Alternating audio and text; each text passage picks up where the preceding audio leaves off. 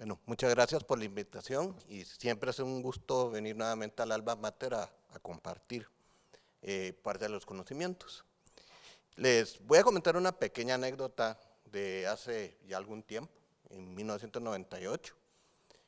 Yo todavía era residente de psiquiatría, casi terminando la residencia, y me acerqué acá en la facultad porque tenía conocimiento de que existía una beca para alumnos de la facultad, en la cual podían patrocinar entrenamientos afuera. Era la beca Viguria. Y con quien tenía que hacer la entrevista era precisamente el primer decano de la facultad, que fue el doctor Rodolfo Herrera. Yo debo confesar que en principio no tenía como muchas esperanzas de que fuera a salir.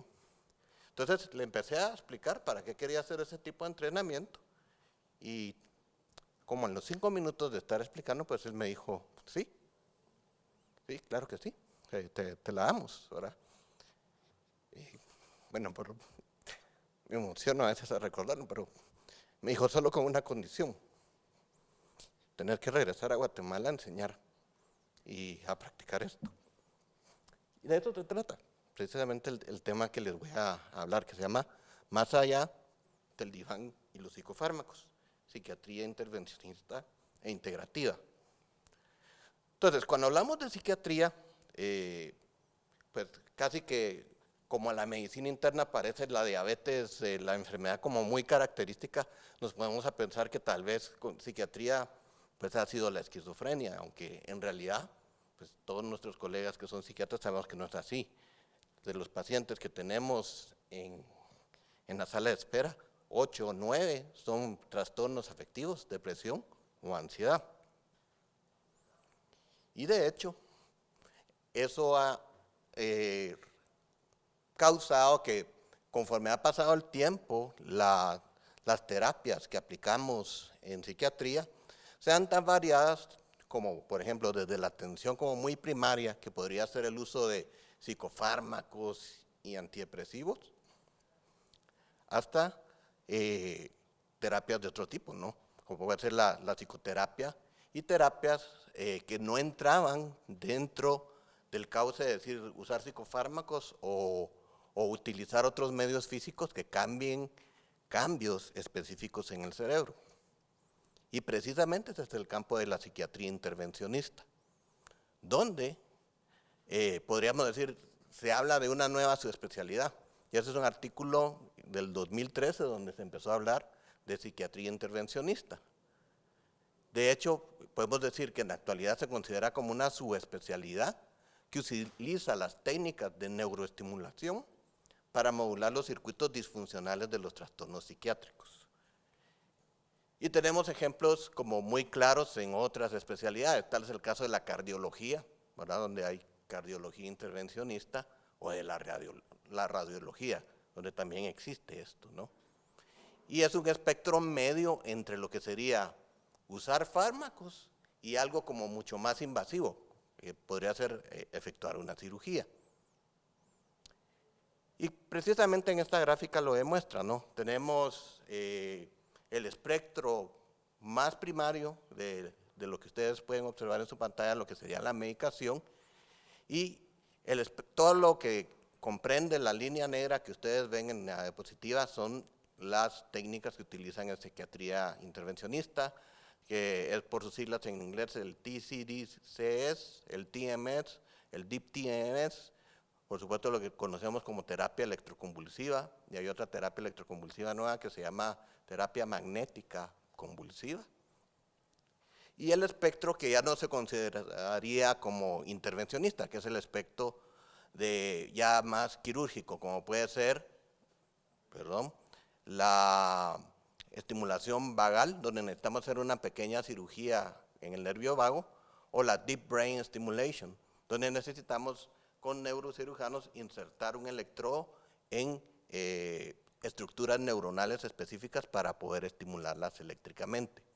Entonces, la psiquiatría intervencionista, podemos decir que es una incorporación dentro de la terapéutica, que no va a sustituir ni eliminar los psicofármacos o la psicoterapia, sino que simplemente amplía las opciones que tenemos.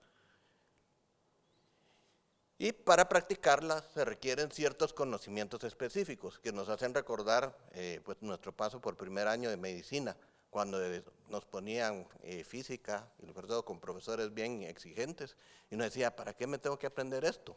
Pues una de las razones es precisamente esto, ¿no? Tenemos que tener conocimientos de física, de electricidad, de circuitos neuronales y protocolos de tratamientos específicos, ¿no? Y volver a saber cuál es la diferencia entre potencias de joules, milivoltios, etcétera. Y esto de psiquiatría intervencionista está pasando a ganar un gran reconocimiento como en las subespecialidades de psiquiatría, donde ya existe desde hace varios años un programa formal de entrenamiento en Atlanta, en Estados Unidos, precisamente dirigido por el doctor Mark George, que fue prácticamente que podríamos decir el descubridor o el inventor de lo que es la estimulación magnética transcraneal repetitiva. Y en Guatemala, los que tuvimos la oportunidad de formarnos con él, que fuimos 6 colegas, se incorporó como una clase dentro del posgrado de psiquiatría del Hospital Nacional de Salud Mental, auspiciado por la Universidad de San Carlos. Cabe decir a mucha honra que somos el primer programa latinoamericano, ya después se incorporó México, donde tenemos un curso específico de psiquiatría intervencionista. Y para ello, para tener psiquiatría intervencionista, ustedes definitivamente sabrán que el costo de los aparatos médicos pues no tienden a ser baratos, ¿no? Entonces, como dice el dicho, no somos machos, pero sí somos muchos. Nos tuvimos que juntar varios de los psiquiatras que nos entrenamos en ese tipo de psiquiatría intervencionista para poder hacer un esfuerzo económico y precisamente implementar la primera clínica de psiquiatría intervencionista que ya tenía un estimulador magnético repetitivo, una terapia electroconvulsiva de pulso breve, que son los que menos efectos secundarios tienen, y también traer aparatos de estimulación de corriente directa. Eso es desde el año 2008.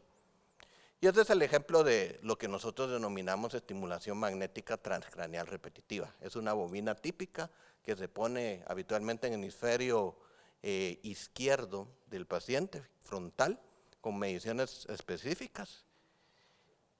Y básicamente lo que hace el pulso magnético es, dependiendo la frecuencia en que se gradúe, va a producir impulsos que son excitadores o inhibidores, de tal manera que la frecuencia rápida, es algo como ta, ta, ta, ta, ta, ta, ta, ta, va a provocar una excitabilidad neuronal, que va a ser como muy útil en casos donde hay patologías donde existe una hipoactividad, por ejemplo el lóbulo frontal, el caso que sería la depresión. Entonces, estimular la actividad neuronal pues nos va a ayudar a quitar la depresión. Y por el contrario, impulsos o frecuencias más lentas, como sería un sonido de pap, pap, pap, de casi 1 por segundo, lo que hace a nivel neuronal es inhibir, y pues nos haría muy útil en situaciones, por ejemplo, de ansiedad, donde hay una hiperexcitabilidad de la corteza cerebral. De tal manera que este procedimiento pues, ha obtenido la aprobación de la FDA específicamente para depresión, como tratamiento único o coadyuvante en casos donde ha fallado un antidepresivo. Y se ha liberado para estudios en otras condiciones médicas, como puede ser el trastorno obsesivo compulsivo, la fibromialgia, la enfermedad de Parkinson o la recuperación de un accidente cerebrovascular, y otros trastornos psiquiátricos como anorexia nerviosa y el trastorno de ansiedad generalizada. Y pasamos a lo que puede ser de repente el tratamiento más controversial, que es la terapia electroconvulsiva. Y ha sido utilizada como un tratamiento antidepresivo desde hace muchos años. Este es como un viejo conocido, desde 1938.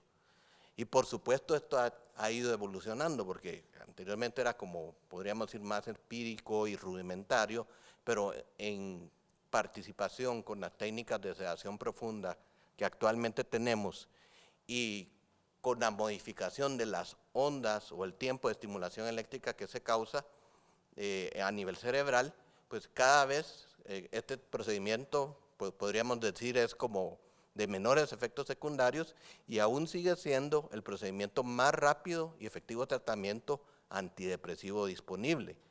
Por supuesto, en aquellos casos que son muy graves, donde tenemos un riesgo de suicidio pues, muy alto, o donde tenemos depresión con síntomas psicóticos.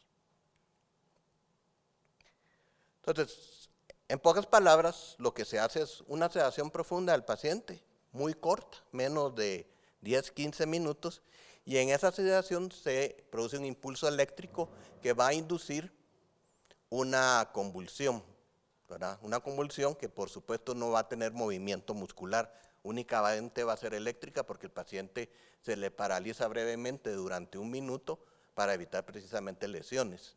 Y esto se tiene pensado hipotéticamente que lo que produce es un efecto inhibitorio a nivel cerebral a través de segundos mensajeros que van a provocar la liberación de diversos neurotransmisores, y uno de ellos es el BNNF, que por sus siglas en inglés quiere decir factor neurotrófico derivado del cerebro, que puede tener un papel en la neurogénesis cerebral. Y habitualmente el curso de tratamiento que se utiliza en terapia electroconvulsiva varía desde 6 hasta 8 sesiones en depresión. La mayor indicación es depresión mayor, grave y trastorno bipolar. Hay otras indicaciones ya menores como podría ser la esquizofrenia resistente al tratamiento. ¿Cuál es su eficacia? Pues tiene muy buena eficacia para depresión mayor con síntomas psicóticos, 95%, depresión en el adulto mayor, 90%, y la depresión refractaria a tratamiento del 50-60%. Actualmente pues lo consideramos un procedimiento muy seguro, siempre utilizándolo con una sedación general, y de hecho es aún más seguro en el embarazo que utilizar medicamentos antidepresivos. Y también tenemos estos estimuladores de corriente directa. Estos estimuladores de corriente directa lo que hacen es con un pulso eléctrico bien suave, que es de 9 voltios, prácticamente lo que se hace es inducir una corriente eléctrica superficial que atrae iones positivos o negativos, y por eso lo localizamos al exterior de las membranas neuronales, y su uso básico, pues la FDA lo ha liberado, es decir, todavía no hay una aprobación, pero se puede utilizar para depresiones, insomnio y ansiedad que tengan un rango de severidad que nosotros consideramos leve. Y el contexto guatemalteco, pues actualmente tenemos terapia electroconvulsiva acá en Guatemala de pulso breve, que es la que menos déficit y cognitivos causa y menos molestias. Hay TMS y por supuesto también hay estimuladores de corriente directa. Y la otra parte importante de la conferencia es la psiquiatría integrativa, donde lo que se busca precisamente es integrar otros aspectos que no necesariamente son medicamentos, pero que también impactan a nivel de lo que sería el manejo emocional. Tal es el caso, como vamos a ver, primero, de una terapia que se denomina terapia focalizada en las emociones. ¿Y en qué consiste esta terapia? Esta terapia resalta mucho el papel del vínculo en el ser humano. Entonces, podemos decir que si nosotros nos sentimos aislados, abandonados, rechazados, de cierta manera nuestro cerebro lo que va a activar es las señales de peligro, ¿verdad? Se activa el sistema límbico y este sistema límbico va a activar el eje pituitario adrenal, va a subir nuestra adrenalina, nuestro estrés, nuestro cortisol y nos puede enfermar más. De hecho, la tolerancia al dolor pues puede disminuir ante esto, ¿no? Si por el contrario nos sentimos nosotros vinculados, es decir, tenemos una sensación de empatía, de apoyo, de cercanía con alguien más, esto va a crear una sensación de seguridad, liberación de oxitocina, activación más del lóbulo frontal, que va a disminuir esa hiperactividad del sistema límbico y por supuesto disminuye la hiperexcitabilidad que pudiera tener el eje pituitario adrenal. Y de tal manera que nos permite afrontar de mejor manera el estrés o lo que podrían ser las situaciones difíciles.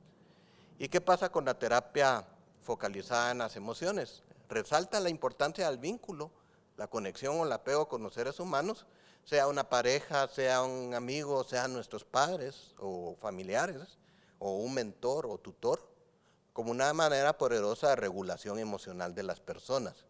Se utiliza la emoción como un vehículo de cambio, de experiencia en la terapia, y como un medio de reestructuración de algo que llamamos modelos operativos internos, que es como el autoconcepto que uno puede tener acerca de uno mismo, los demás y qué esperar acerca del futuro.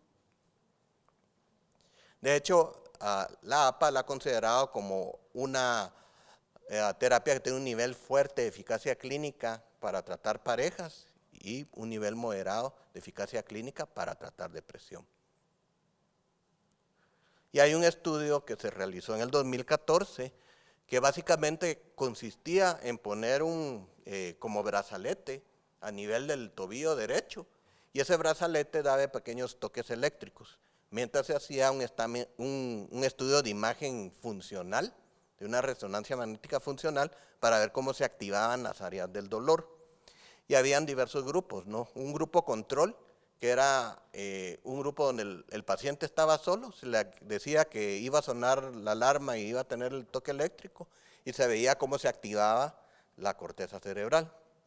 Otro grupo, que era un grupo donde el técnico de radiología se acercaba con la persona, le agarraba la mano y tiraban el toque eléctrico y nuevamente se activaban el área de dolor, solo que un poquito menos. Y el tercer grupo era donde había una persona significativa para el paciente, que podía ser el esposo, la esposa, la pareja o la mamá. Se acercaba, le agarraba la mano y nuevamente se daba el toque eléctrico, y la diferencia de activación del área del dolor era estadísticamente significativa, se activaba de una manera mucho menor, ¿no? De hecho, este es el ejemplo, ¿no? Ustedes pueden ver acá, arriba, el cerebro de una persona que lo está agarrando la mano un extraño, el técnico de radiología que apenas conoce, ¿no? Teniendo el área del dolor activada. Y cómo en el área de abajo, si le agarra la mano una persona con el cual uno se siente vinculado, el tema del dolor, por supuesto, se activa de una manera menor y es más tolerable. De hecho, esto podríamos hablar horas y horas de estudios que se han hecho en unidades de intensivo, de la diferencia entre personas que tienen, aunque sea un poquito de visita o algo de comunicación con un familiar, y cómo esto pues impacta positivamente en el pronóstico, ¿no? Y es una de las tristezas que hemos tenido en esta epidemia COVID, el hecho de que muchas personas mueren sin tener ese contacto con los seres queridos. Y esto ha hecho el esfuerzo de muchas entidades de intentar, aunque sea por el celular, hacer como una videollamada para que se puedan despedir de los familiares en esos casos graves, ¿no? Muy humano. Y esto aplicado en el contexto guatemalteco desde el año 2017, que fue cuando regresé de haber formado en esto en San Francisco, después en México, hemos formado a 250 profesionales, que incluyen psiquiatras, psicólogos en terapia focalizada en las emociones.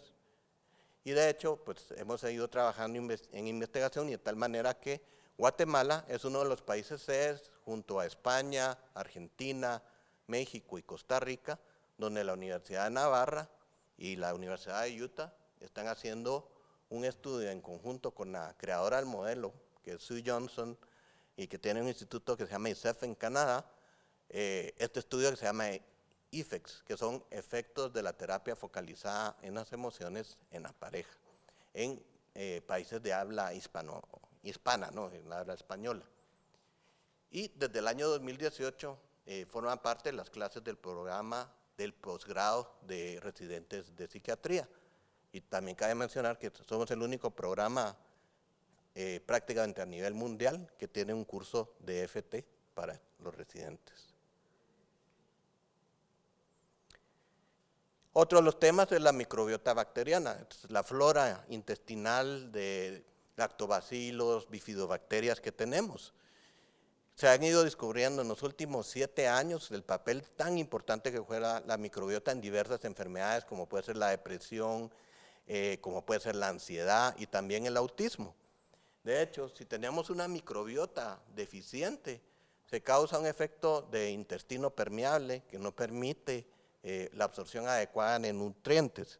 Y también se causa un efecto de microinflamación con liberación de citoquinas que al llegar al cerebro lo que hace es inhibir ciertas partes de la corteza cerebral y provocar un efecto cascada en la cual el cerebro se siente enfermo y disminuye su actividad. Y eso, por supuesto, causa mayores problemas a nivel psicológico. De tal manera que se ha investigado ahora suplementar esas microbiotas con diversas tecnologías, desde trasplantes diseñados fecales hasta simplemente cápsulas que ya contienen las bifidobacterias o los lactobacilos para mejorar precisamente estas condiciones médicas afectivas, podríamos decir. El ejercicio físico, cosa que probablemente ya todos los médicos conocíamos desde hace años, el efecto positivo que tiene sobre el estrés. Y cada vez sabemos más acerca de ello.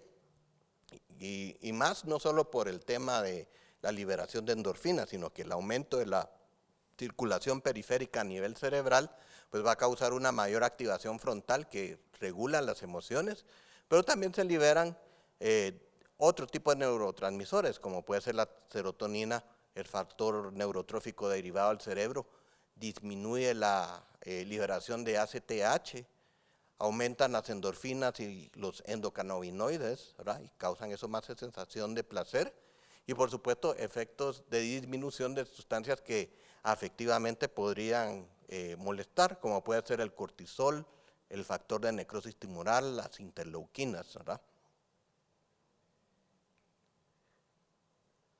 Y tenemos un tema, por último, importante, que va relacionado con la microbiota, que es precisamente las dietas de tipo mediterráneo, que se han visto que tienen un efecto positivo, sobre todo en mejorar la calidad de vida y evitar síntomas depresivos.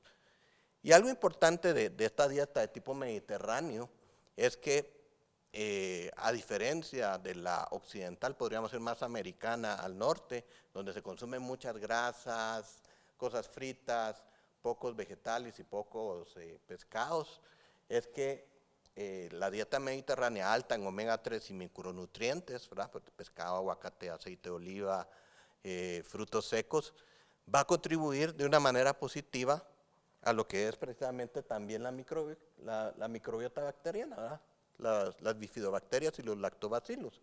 Y eso produce productos de fermentación que tienen un aspecto protector a nivel cerebral, que nuevamente contribuyen a la neurogénesis versus lo que sucede en la dieta pues, de comida rápida o no tan alta en omega 3, que al tener menor cantidad de microbiota bacteriana, todos estos productos de fermentación bajan y aumenta la incidencia de ansiedad y depresión.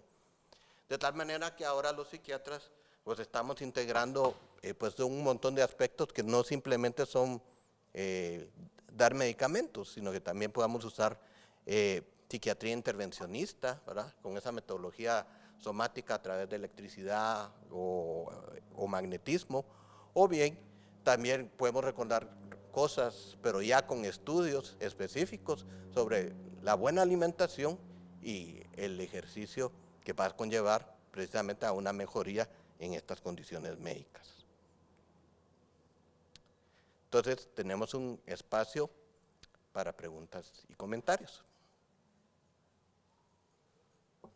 Bueno, entonces tenemos la primera pregunta del público y es: ¿cómo recomienda lidiar con el estigma que tiene la psiquiatría, específicamente con esta rama de la psiquiatría intervencionista?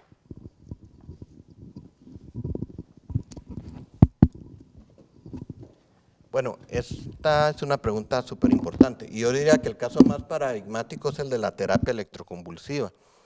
De hecho, hay una película de Jack Nicholson que pues, es una película bonita, pero hizo mucho estigma a eso, ¿no? Que es el a Fly Over the Cuckoo's Nest, ¿verdad? Donde pues atrapan a una persona y él por huir se mete a un manicomio y utilizan este procedimiento así como indiscriminadamente y sin anestesia. Esto podemos considerar que en la actualidad no es así. Y lo más importante para disminuir estigma es lo que en inglés le dicen advocacy, que sería como la promoción de educación en la desestigmatización de la enfermedad mental y también de los procedimientos. Y de hecho, lo que hacemos en psiquiatría intervencionista es explicarle a los familiares exactamente qué es, presentar videos educativos, qué se hace, ¿no? Por ejemplo, hacer analogías como la terapia electroconvulsiva, vamos a utilizar una sedación profunda, a manera como cuando se hace una endoscopía, y definitivamente pues utilizamos electricidad, pero bajo un medio controlado, y donde se explican también qué es lo que pasa después, cómo es la recuperación, ¿verdad? Donde tiene que estar media hora después en ese lugar, pero puede retirarse acompañado a su casa. Entonces, el tema ahí importante definitivamente es educación, ¿verdad? La educación tanto en la enfermedad mental como en los procedimientos únicos, ¿no? Quitarnos ese velo de misterio de que pues, el doctor recetaba algo que no le entendíamos más o menos qué decía en la receta y tenía un nombre diferente y lo teníamos que tomar porque lo teníamos que tomar versus el doctor que explica por qué va a funcionar, cómo actúa, qué cosas esperar, qué efectos secundarios cuidar y darle esa confianza al paciente, ¿no? Restablecer nuevamente lo que es más importante entre el paciente y lo que sería el médico, que es la relación humana de confianza. Muchas gracias. La siguiente pregunta es, ¿puede ser alguna de estas terapias utilizadas en el tratamiento de trastorno por déficit de atención con hiperactividad?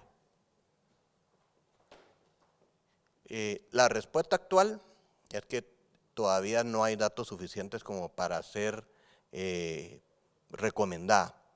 Donde de estas terapias, la que se está estudiando a ese nivel es la estimulación magnética transcraneal repetitiva. Y hay dos líneas, una línea que se ha enfocado en el TDAH, ¿verdad? Que es la línea más estudiada en Estados Unidos, y hay otra línea que se ha enfocado en la enfermedad de Alzheimer, el deterioro cognitivo, que se está estudiando en Israel. Los datos preliminares han reportado cierto efecto positivo, pero aún falta todavía como miles de pacientes para determinar si es algo que definitivamente vaya a pasar la aprobación. Entonces, TMS es el área que más se está estudiando, estimulación magnética transcraneal repetitiva. Bueno, y para terminar, ¿qué características clínicas del paciente o de la enfermedad hacen que sea un buen candidato para este tipo de tratamiento?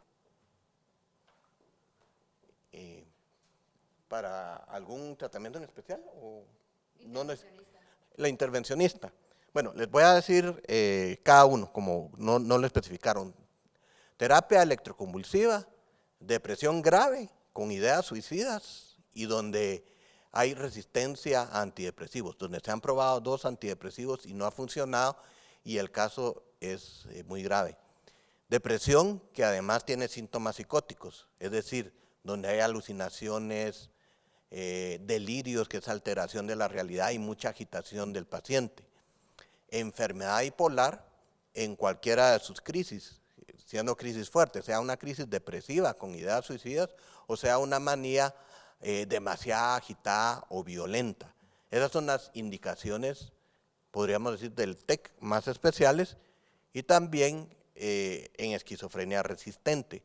Solo que en esquizofrenia resistente, contrario a lo que pasa con la depresión, donde tenemos una eficacia de más del 90%, en esquizofrenia resistente esa eficacia baja a un 40%, pero que muchas veces da esperanza comparado cuando pues ya usamos todos los medicamentos que teníamos que usar y no nos ha funcionado. Ahora, estimulación magnética transcraneal repetitiva, lo que utiliza la bobina magnética de pulsos magnéticos, se utiliza para depresión, donde se han utilizado 2 antidepresivos y no ha funcionado. Esa es la indicación más clara.